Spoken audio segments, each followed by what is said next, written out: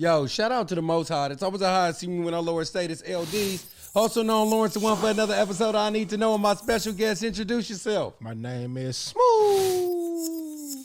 So before we get this started, man, I want to know, man, how did you get your name Shmuuv? Shit, I made this song called Money Money. It's on all digital platforms right now. I made a line. It's called, I said, Shmuuv, baby, gonna touch the stars, but how close can we get? At first, my name wasn't Shmuuv. When I said that line, my uncle was like, nigga, you gonna keep that name, bud. That name is you, bud, because it was hella Untitled here back for. So I bet you so your uncle, the tall one, that not P, but yes, the tall. No, that one. P. P said it? P said it. Okay, for sure. Yeah, P is tall, right? Yeah. P, me and him, the only big ones. Yeah. Me, him, and E. We okay. the only big ones in the family. So okay, but E is wide. E is tall. Wide and short. E is tall this way. Yeah, and me and P tall. I'm taller than P, but yeah. Okay, dope. So you was Young D at one time, right? Yeah, I was Young D when I first started rapping in high school. For all intent purposes, what is your first name? My name is Donald. Okay, yeah. Donald. Okay, it ain't like Donnell or Darrell. It actually it is. It's Darnell. Hey, S. Remember when Marshawn Lynch came in here and he got a bunch of cousins? And I always say this to my nigga Azel, Zazel, Ezel, and Azel. He my nigga Gargamel. He my nigga Emmanuel. Well, Emmanuel was my little cousin. He from that side. Well, all of them got a name that end with L. Yeah. So he one of them. Yeah. You never heard that rap? You never heard nobody recite that? Yeah. I'm the originator. For real? Yeah, because I remember when Marco was little and he used to come around the corner and Emmanuel, they used to walk to Longfellow when they was little. I was with them. Yeah, and that was me on the porch saying that shit first thing in the morning, taking the garbage out my boxer. To my nigga Azel, Zazel, Ezel, and Azel. He my nigga Gargamel.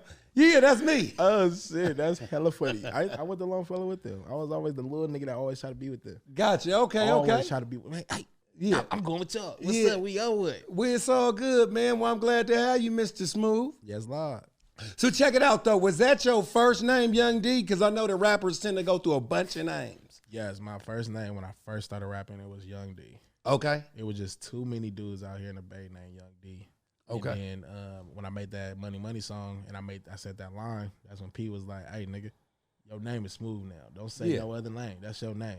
Okay. And then when I started making my mixtape, Can't Lie, my cousin was like, nigga, it's hella Shmuuvs out here too. So how you want to change? You got to make your shit more unique. So that's when we came up with the spelling. It's SHMUUV. Okay, that's cool. So we had. Or should I say it's smooth? Yeah, yes, love. And then only why I say it like a wolf is because a wolf travels in a pack. You know what I'm saying? So I'm found first for sure. That's my thing, and that's why I said like a wolf. I'm a wolf, man. You said family first? Yes, Lord. Okay, well, why don't you shed light on the microphone about who family first is for those that don't know? You see the emerald, man. We beast mode, man. We found first, man. It's family above all. That's just what it represents, man. Okay. Yeah, so Josh Johnson, you know, you hooked with him, huh? That's because headache, man. Yeah, headache. Shout out to Josh Johnson. Yes, Lord. Shout out Big Cuz, man. Yeah, keep doing your thing in New York, man. His sister, Brigette. Yeah, Bree. That's my cousin. For real? Yeah, so in Black World, he my cousin too. Even though you know, cause he's my cousin's brother. Yeah. On the mama side, I'm her cousin on the daddy side. Hey man, we all family. We all family, or should I say, family first? Yes, Lord. So, what are you doing? Are you R&B singing? Are you rapping? Are you graffiti writing? Are you breakdancing, DJing? What you doing? So when before I even started rapping, I used to turf dance. I used to do that before anything, and then I started playing football. That was always my joint. So let's talk about the turf dancing. Oh yeah. So were you part of the Architects or any group like that? Hell no. I was just, me and my uncle, Coach Stacks, we was always just dancing and always just gigging and shit and just hitting it and shit. And we actually got in one video, this boy named Soldier, I forget his name, but we did it at Rob Benz. Not Rob Benz, but Benzburger. Benzburger, that's in East Oakland? Yeah. Like on 106 or something like that? Yeah. Yeah, shout out to Ben's Burgers. Yeah, so we was over there. We did the video and shit, and that was the last time I turf danced. Okay. Yeah, that was the first time I was in the video, and it was the last time I was dancing. Okay. Now I just have fun when I dance down, but that's when I started I started to learn because that's when the tutting shit start coming in. Like niggas start doing a little Tetris shit with their hands. I couldn't do all that shit. So dancing is one part of hip hop. Now you're in a different part of hip hop, that being MCing, right? What's harder to do on stage? Honestly, when I perform, the hardest thing is trying to get people to like my music. I find that to be the hardest because not being known and not a lot of people know me here. So just trying to get them to understand, like, listen to my lyrics and listen to my music. But once they hear the very first line, that's I write. When I write is, you know, when you're in school, they teach you how to write in a paragraph. You got to get an attention grabber. So my very first line got to be attention grabber. If I don't get your attention when I'm rapping, then I don't got you hooked yet. So that's how I go. So that's the hardest part. And then being afraid to talk in front of motherfuckers, that shit crazy too. But the more you do it, the easier it becomes. Yeah. So that's the outcome that the hump that I had to get over. You know, I was talking to Mr. Fab one day about big crowds and little crowds and what was harder for him. And I asked my last guest that. So I'm going to ask you this. What's harder for you, to perform in front of big crowds or small crowds? Honestly, a small crowd. Speak on that. Because it's just like a big crowd, it's more people. It's more audience. So I could be able to be like getting everybody turned up. But when it's small and they all just chit-chatting how we doing right now you got to try to get their attention. And that shit is harder. And you try to come in their face with it like, you know what I'm saying? Boop, boop, boop, boop, boop. And they're trying to get their attention on you. But it is like, fuck. All right. I did a performance in Vegas. Everybody was doing their own Dougie. They was doing their own shit. I kid you not. Once I hit the stage in my very first song, everybody was coming out the room was like, oh shit. Yeah. What this nigga rapping about? Oh shit, this nigga good. Like, so it was just getting their attention. And that's what you know what I'm saying? I have performed at Castlemont before and there was a lot of people there and rapping in front of them. It was cool. It was cool. Okay, so how is it performing in front of younger people versus older people? I know it's a difference in that. Talk about that. It's just the songs. Okay. Like, I'm not about to come in here and talk about licking pussy in or fucking a bitch in front of my grandma. Woo! You know what I'm saying? I'm not going to do that. You know what I'm saying? So that wouldn't be smooth at all. So it's going to be about my songs, like my song choice. But then if I get a young crowd, that's when I'm going to start bringing out my, you know what I'm saying, that type of shit, or my shit talking about guns type shit. Like, you know what I'm saying? That's when I'm going to come on that bag. But you know what I'm saying? I got some love songs, so I could be able to do that for the older generation. You know what I'm saying? Some shit that you're going to be able to sit back and ride to. Do you have a particular style that you feel like the general consensus, basically everybody kind of liked the most about you? Honestly, the fact that I'm not a gangster rapper. I'm not. I can't be one of those because I'm not a gangster. Okay. But just don't push me. You know what I'm saying? Okay. But I am a smooth nigga. Like, as I talk and as I portray myself on a football field or anywhere else, I'm a smooth cat. So that's how I'm going to come and rap. I'm going to come rapping smooth, but I still want to be able to get you to dance. Okay. So what is your biggest hit to date? It's called Tell Me, featuring Boo from the Foe. Okay, talk about that. Speak to that. So I made that song. It's I know you remember that. Tell me if you want me to. Yeah. So I heard that. I did. I had to go do that one. I had to. My mama used to play that and Faithfully. Those two songs all the fucking time. So I had to go remix the beats and do my Dougie on them things. And then I couldn't do it without her. I didn't see nobody else on that song but her. Okay. Yeah. So, and it was doing numbers overseas. Oh really? Yeah. Okay. Yeah. So. You said that you had a show in Vegas, right? Mm-hmm. Do you get a lot of shows out of town? I prefer out of town because the Bay Area, people don't really fuck with everybody else. Like, okay. That's just how I see it as a rapper coming up. And like, I support everybody. I don't give a fuck if you under me, don't even, you know what I'm saying? I support everybody. I want to see everybody win. So to have a show, a lot of people ain't going to show up. They want to go see a nigga that's known compared to a nigga that's in your own backyard. Yeah. So, hell yeah, I go to Vegas. Go to LA, go somewhere else that I could do a show at instead of doing it here. How does that make you feel that you feel like that you got to go out of town to get more support than in your own backyard?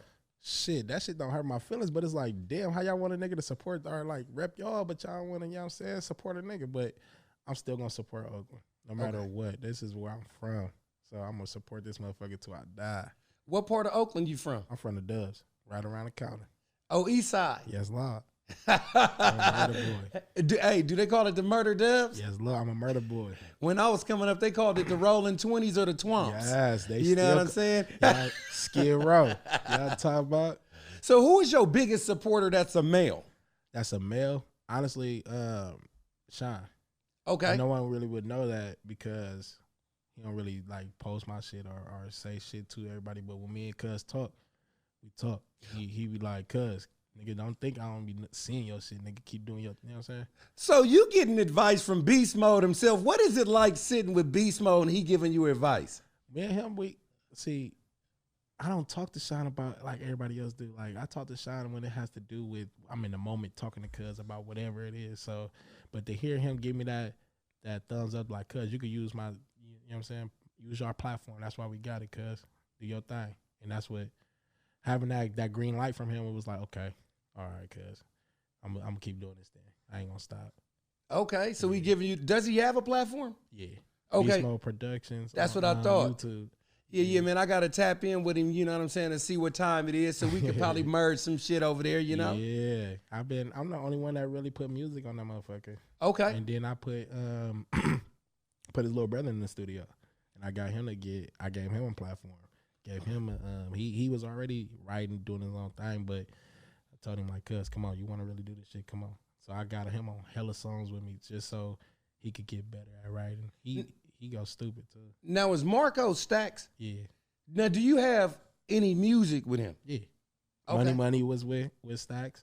I got another called Drake and My Sister. Not a Player. I even got a song with P. It's called Can't Lie. Okay. Yeah. I got a few songs with Stacks, especially in the beginning of my rapping shit. I was doing it with him. Lately, I've been doing it with Sean, little brother. Okay. And what is his rap name? His name is Boo Maney. Boo Maney. Yeah. Shout out to Boo Maney. Yes, I came up with that name too. Boy. That was our cousin that got killed a couple years ago. Yeah. His name was Maney. Okay. And Boo Boo name is Boo Boo. Okay. So you slashed it in half to make one guy. That's love. One guy. So you said that you had some, you know what I'm saying, some fans overseas that really support your music. Mm-hmm. What country are they coming out of? Hey, you know what? It was crazy. I had some people add me from Germany. I had some people add me from France. Like add me on Snapchat. I mean not Snapchat, but on Instagram. Yeah. And they be rappers or some other people, and they just hit me like, "Oh, bro, I fuck with your music, bro. Keep going, like this going crazy." I'm like, "Oh shit, all right." I appreciate you, man. Like that shit just like it made me smile, but it's like, damn, how y'all listen to my shit over there? For sure, like, for real.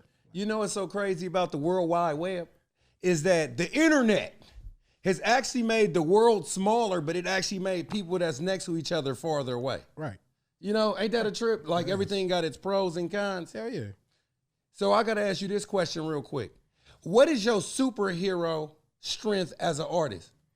My superhero strength? Like, what do you think that you do really exceptionally well and better than anybody else? Honestly, it's my catchy hooks. My hooks are the ones that be really getting people to be like, ooh, okay. Yeah. Okay, like, ooh, this dude. How the verse gonna come on? Yeah. So that's like, those are my strength right there. Have you been out the country yet? No. Okay. I want to. Real already asked me, he keep telling me to get my passport. So what's stopping you? Nothing. Okay. He already told me to go get it, so that's the next plan. So we could go start doing some shit in Germany, do some shit in China, or wherever we could go do whatever we need to do. If somebody was gonna buy you a ticket and you had your passport, where is the first place that you really want to touch down? Brazil. Brazil. Yes. For what? See, my wife would kill me, but Brazil got beautiful women, man. That's right. They do. Yeah. And then we was in Vegas for the Beast Mode shit, right? And I told my cousin, I'm like, bruh, I want to go to Brazil. He like, wow. I was like, you know they put something in their meat, right? He talking about what? I'm like, nigga, they put something in their meat to make their ass hella horny. he talking about, bruh, what? They do? I'm like, yeah. And then Sean was like, yeah, nigga, they got STDs out there too, so you got to be careful. You know what? I was going to say that, but I was going, they say in the Bible, the truth going to come to the light. Yes. I was going to let that one come to the light because I ain't going to be the one to say it. You know what I'm saying? They say it's the cancel culture out here. Hey, when he said that, my big cousin was like, hold on, what? He was like, nigga, you going to come back burning. He talking about, nigga, I'm going to have to wrap up there. He was like, yeah, nigga, or just don't fuck him, nigga. What you talking about? Yeah. That shit was the funniest conversation that I ever had with them niggas, man. Do you ever have groupies? Yes. Talk about that. Speak to that. How does the underground guy have groupies? Talk about that. Strippers love me, man. I can't help it. I'm a nice ass person. I'm not coming at them trying to fuck them. I'm not coming at them like, you know what I'm saying? I come at them as a genuine person, man. You're a person, I'm a person, that's how I'm gonna come at you. You might be a female, I might be a nigga, but that don't mean I need to come at you like you're a female that's about to give me some pussy. Hell nah, I ain't giving that like that. So do you have a huge following that's strippers? With strippers, yeah. So do you make songs strictly for strippers? Sometimes. I'm starting, like I said, I'm starting to get out that lane now. I want to get back to it, but a lot of my music videos are with strippers. Okay. Yeah, a lot of them with strippers. A lot of music videos. With but them. if that was working for you, what would make an artist stop doing what's working for him? Because I need to find a different lane. If that was working for me just on the stripper vibe, okay, now it's time for me to see what other lane can I get in. That's why a lot of my songs that I used to do back in the day, the little R&B songs I used to do, I'm starting to do them again. Okay.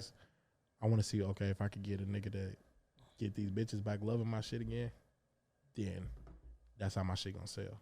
Okay, so are you they say to get the women, you gotta have some R&B kind of flavor and stuff like that. Are you using auto tunes is what I want to know. Hell nah. My voice already deep. Okay. So my mama always talk about, oh, why you try to talk sexy? I'm not talking sexy. Y'all gotta understand, man, when I get on the fucking mic, my shit changes. It's not my fault. Yeah. It's just what happens. So I don't need auto tunes and all that shit because my voice already deep. I don't sing. That's something I don't do. Yeah. But I do know that I could get some harmonizing shit in my verses, but sitting up there really trying to sing, I can't do that shit. That ain't me.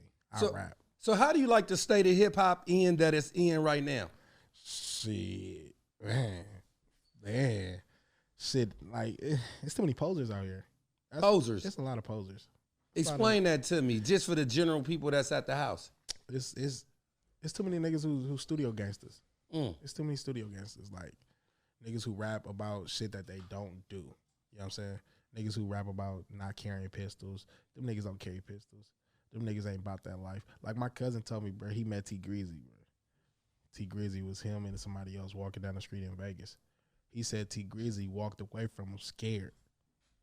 I'm like, why that nigga scared? Like, that nigga a gangster. I thought he was a gangster. He told me, nah, bro, that nigga was spooked. Like, we rocked up on him. He thought we was about to do something to him.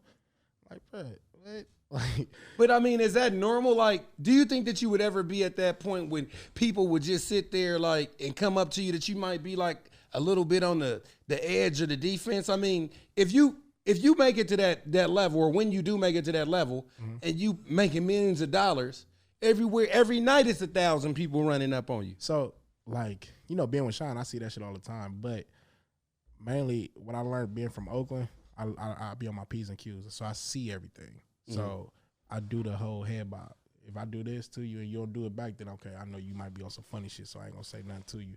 Unless I hit you with what's happening, you say it back, then we good.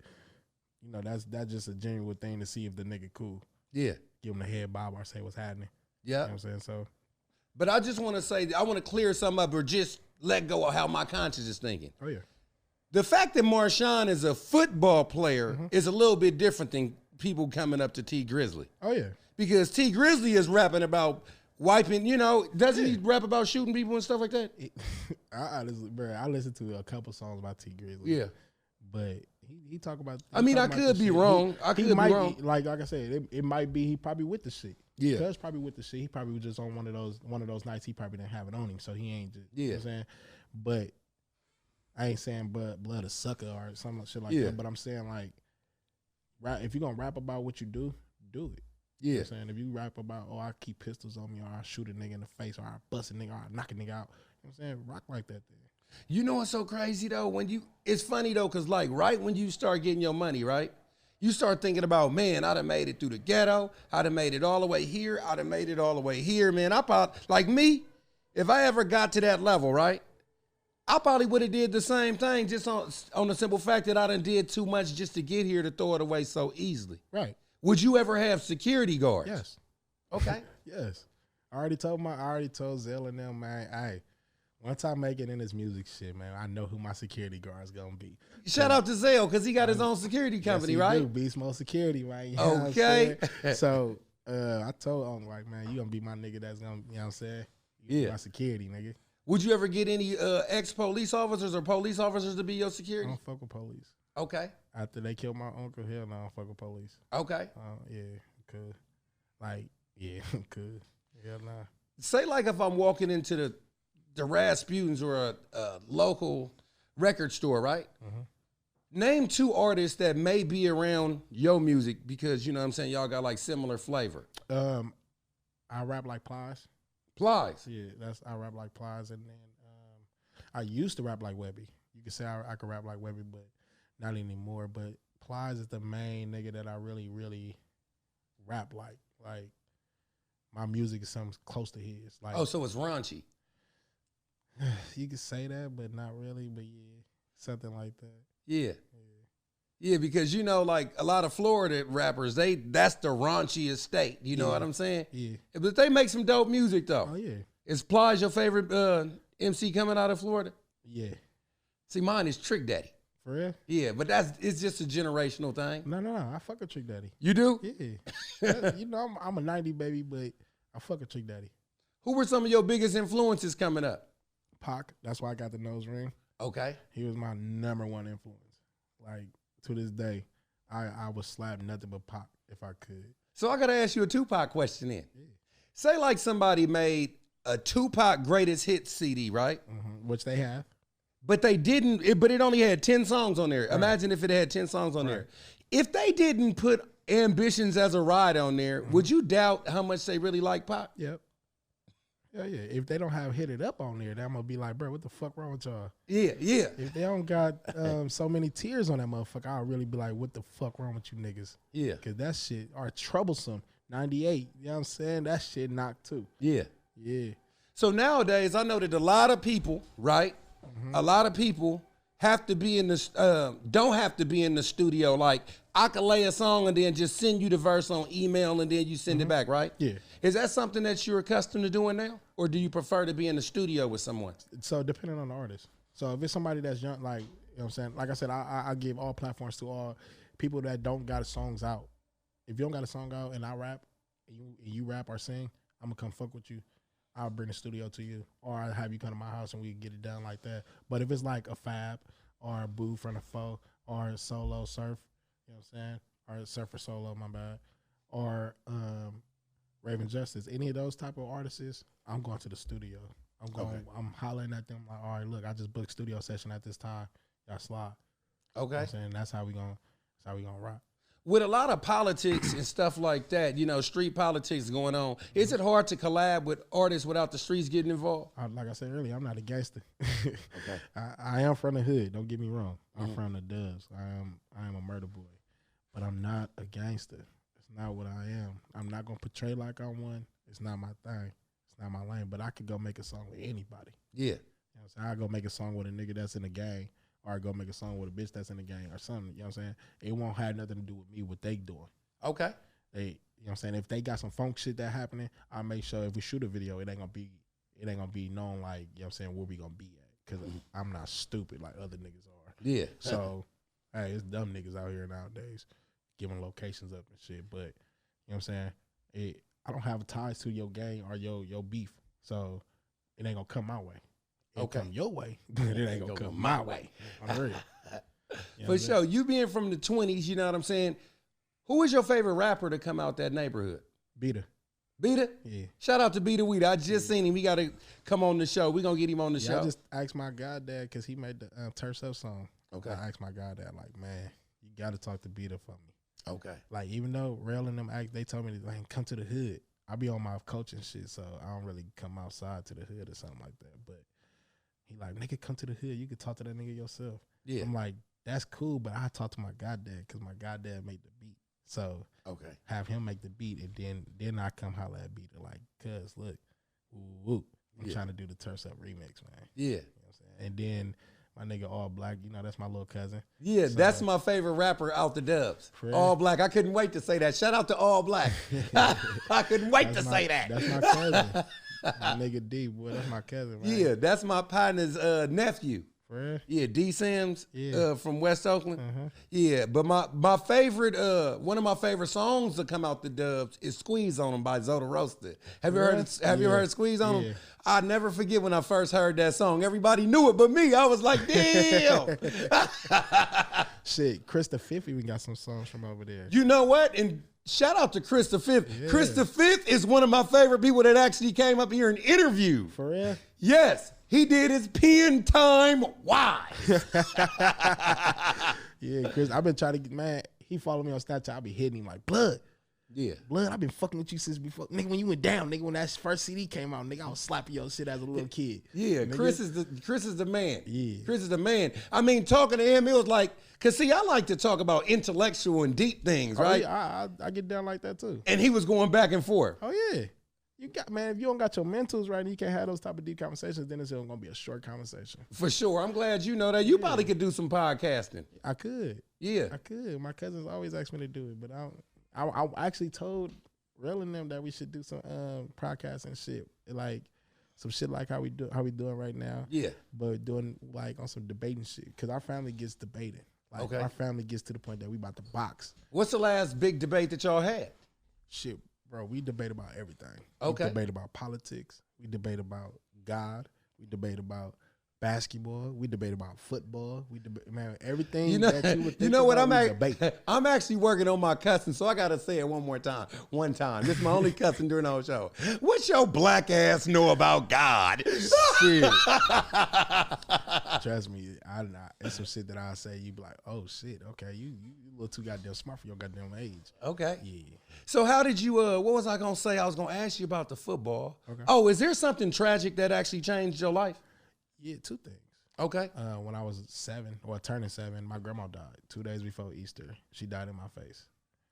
And then, because I was the only one with her when she passed away. And that fucked me up in the head. Wait. You were the only one with her as a child? Yeah. So my mama's a thug. That's my mama. My mama and my daddy thugs. So they was in the streets with it. And then my grandma was like, nah, my baby ain't gonna be in the streets. So I'm gonna take him here. So we lived in Santa Rosa. And I was going back from Santa Rosa to the Doves to 89th, you know, going back and forth. And the last time I was with her, she passed away. Did you find her? No, I was with her.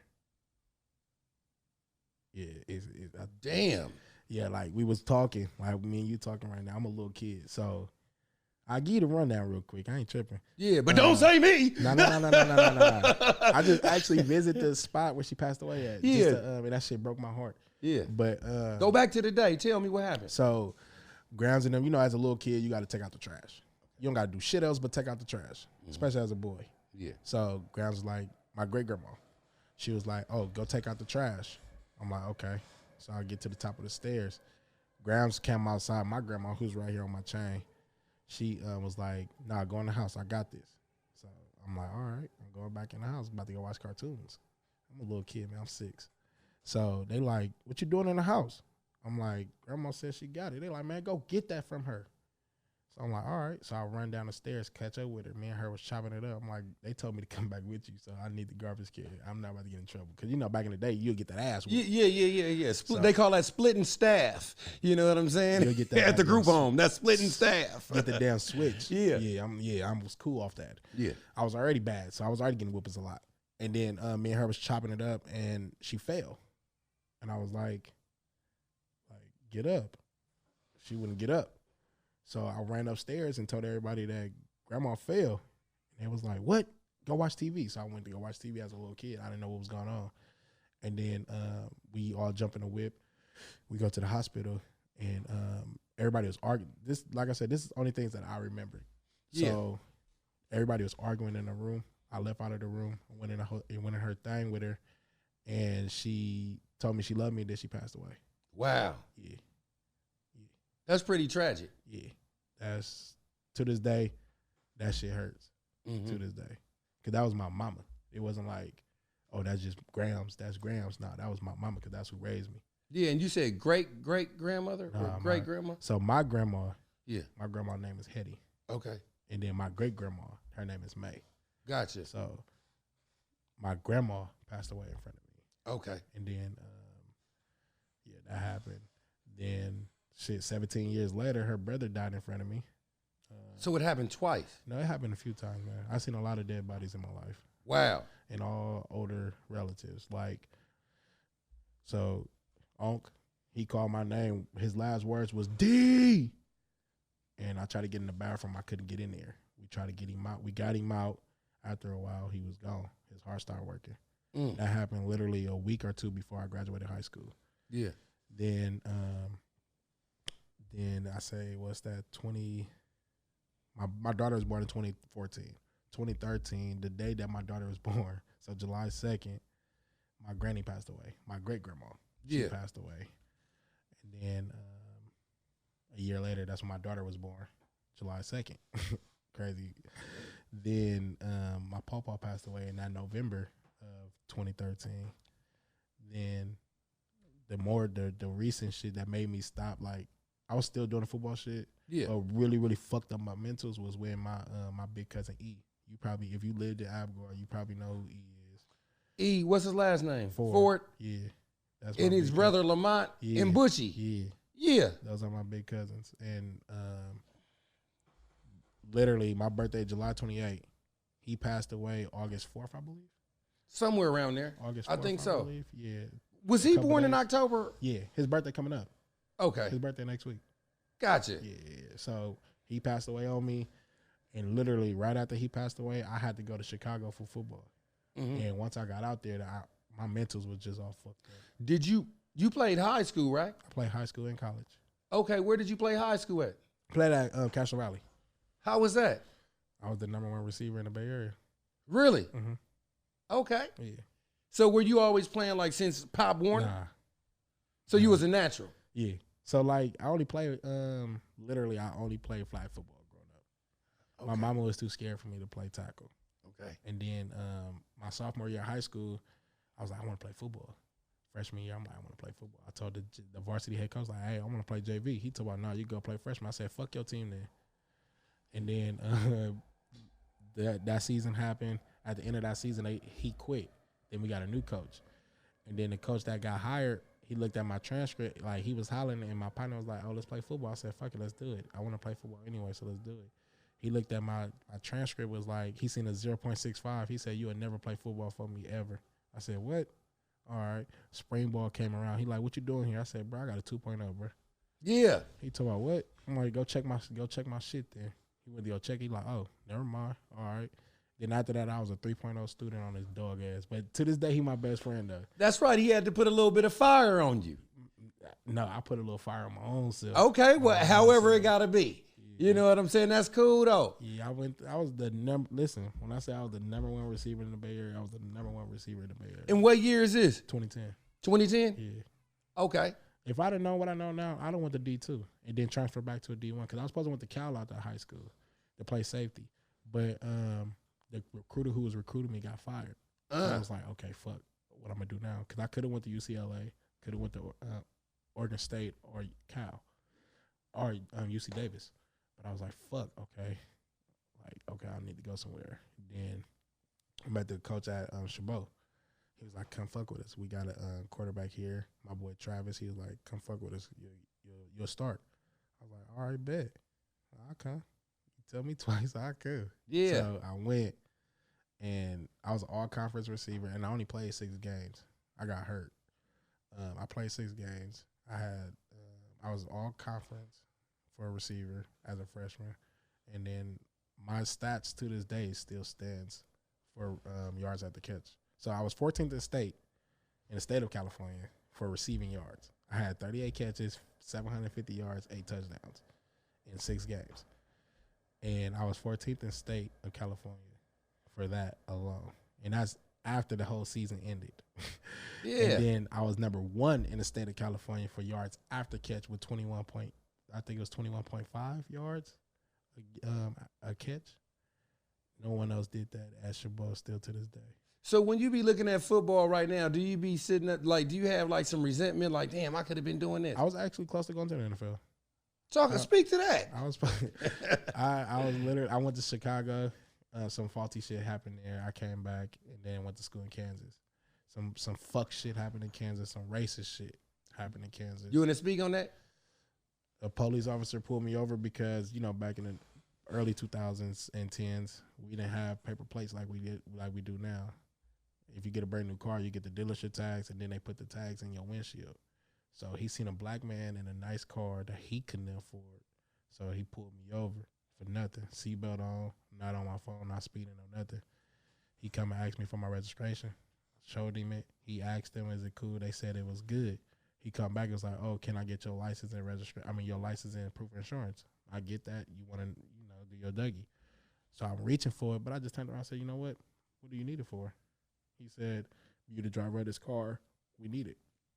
I get it. I am the driver of this car. You do need it, but what do you need it for? You can sit here and just tell me the truth. I want to make sure that you don't got no shit on your shit. All right, bet. I don't got nothing on my shit but here. I already had it in my hand. He took it to the next level.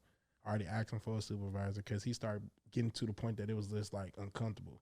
Mm-hmm. So I was like, yeah, bro, you already made me uncomfortable when you came and knocked on the back window and you told me to roll my back window down, not the front. You talking to me through my back window. And then you seen how cool I was. That's when you came to the front. Yeah. Because I'm not on no, you know what I'm saying? I ain't about to get on you or nothing. So it was just him being a weak-ass punk. And then, like, the supervisor was supposed to come in and de-escalate it. I told him, listen, man, I'm here for football. I'm not here for this. So let me go. I'll happily get out the car. We can start this over. He was like, no, you going to jail. I'm like, going to jail for what? He told what? What I'm going to jail for? He could never tell me. Then when the supervisor came, he turned that bitch up. He turned that motherfucker up to 10. So now I'm in the car like this with my head to the steering wheel.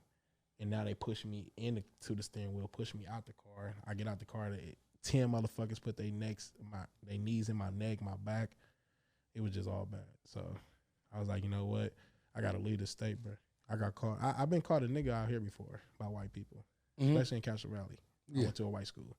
So I've been called a nigga before. A nigga. I ain't never been standing on the middle of a street to be called a nigger. Yeah. That was the first time I felt like, okay, they going to end up doing something to me if I stay out here. So I'm cool. Yeah. I don't want to be here. I feel uncomfortable. Mm-hmm. I go back home for this. So I came back home. Then when I came back home, I went to go play semi-pro, and I tore my Achilles. It was my fourth surgery. I was like, nah, I'm cool. I want to be able to play sports with my daughter or my son when they get older. So I'm cool. So how have you transitioned all that to still being involved in football now? It took a minute. I ain't gonna lie to you. I was on bed rest for about 2 months. Mm-hmm. Bed rest for 2 months, and a lot of fucking thinking. Yeah. Like, I was mad at the world. I really wanted to, like, beat the shit out of just everybody. I ain't gonna lie to you. And it took a while to make myself happy. And I'm like, you know what? I want to be happy, not mad. So that's when I made that transition to actually making music. And then I was like, you know what? God gave me this talent. I'm raw at this. This is what I do. Why not go get these to these little kids? Yeah. There's some little kids that need it. Mm-hmm. So that's what made me want to go be a coach. Okay. Mm-hmm. And what level do you coach on? Varsity and JV. So high school. Yeah. Is it harder coaching JV or varsity? Neither. They both easy. Okay. It's just a matter of you can't be stuck in your own ways. Mm-hmm. Meaning, like, there's some shit that you learned at any school. You'll learn at a school. You can't bring that to this new school because you might have these little soft-ass kids who's soft as cotton, but you can't bring that to them. That intensity, that you can't bring that shit to them because then that's going to make them shell up. Yeah. You got to know how to be their friend, but also still be able to be their leader on top of being their friend and also be able to put that foot in their ass when you need to. Mm. Yeah. Okay. Well, I know a lot of people are making money off shows and merch, right? Mm-hmm. Do you have any merch? You got any merch or anything like that? I started making my shirts. Started making some shirts. I already met this dude who he gonna hook me up with some some hats and some shirts. So I got that. I've been start doing that lately more in my videos, wearing my name on my shirt or something where I'm from on my shirts. Okay. Yeah. Okay. Well, anything else before we get out of here, man? Hey, man, y'all go follow me on all social media, man. My name is Shmuuv, SHMUUV. Y'all find me on all digital platforms, too, man. Y'all go get my new mixtape, man. It's called Start Blessed, man. For sure, man. Well, thanks for coming out, little nephew. I appreciate you, man. I told you. When I seen Sean, I instantly called Big Cuz Randy was like, hey, bud, put me on. Sean was on that thing. I need to come be on that thing, too, man. For they sure, going man. stupid, man. I fuck with that shit. Well, I'm L-Deez, also known Lawrence the One, for another episode I Need to Know, and as usual, come on, you know what I want.